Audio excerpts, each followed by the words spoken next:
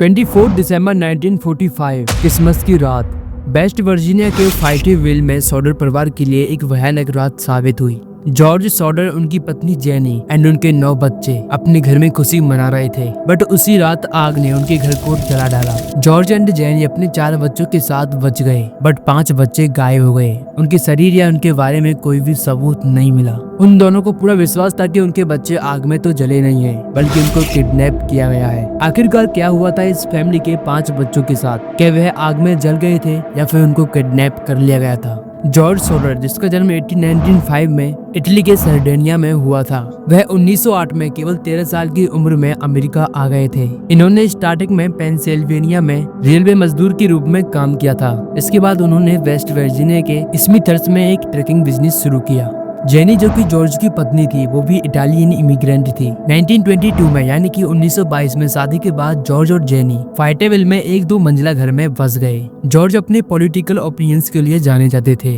1945 यानी कि 1945 में एक इंश्योरेंस सेल्समैन ने जॉर्ज को धमकी दी थी कि उनके घर को जला दिया जाएगा एंड उनके बच्चों को बर्बाद कर दिया जाएगा। साथ ही जब उनके बच्चे स्कूल से घर लौट रहे थे तो कुछ अजनबियों ने उनके बच्चों को घूर कर देखा। एक तो उनको धमकी मिल चुकी थी और दूसरा उनके बच्चों को घूर कर देखा गया था। इन घटनाओं ने जॉर्ज और जेनी को चिंता में डाल दिया था, बट उन्होंने ये कभी नहीं सोचा था कि ये सब कुछ उनकी पूरी जिंदगी को बदल देगा। 24 दिसंबर 1945 की रात को सॉडर परिवार ने क्रिसमस ईव मनाई थी। सबसे छोटी बेटी मारियन ने अपने छोटे भाई बहनों के लिए नए खिलौने दिए। बच्चे उस रात इतने खुश थे कि उन्होंने अपनी माँ से देर रात तक जागने की इजाजत मांगी। रात को 12:30 पर जेनी को फोन की घंटी सुनाई दी। फोन पर अनजानी महिला की आवाज सुनी। जेनी ने फोन बंद कर दिया एंड देखा कि घर की लाइट्स अभी भी जल रही थीं। रात को 1 बजे जेनी को छत पर किसी भारी वस्तु को गिरने की आवाज सुनाई दी और उसके थोड़ी देर बाद धुएं की गंध आने लगी, जिससे जेनी की नींद खुल गई। उसने देखा कि जॉर्ज का ऑफिस एंड फ्यूज बॉक्स आग में जल रहा था। जॉर्ज एंड उनके बड़े बेटे तुरंत बच्चों को बचाने के लिए दौड़े, बट सीढ़ियां आग में जल रही थीं, जिससे ऊपर सो रहे बच्चों तक पहुंचना इम्पॉसिबल हो गया। घर के पास रखी सीढ़ियां 75 फीट दूर मिली। जॉर्ज ने अपने ट्रकों को घर तक लाने की कोशिश की, बट दोनों ट्रक स्टार्ट नहीं हुए। पानी की बाल्टी भी ठंडी की वजह से बर्फ में बदल गई थी।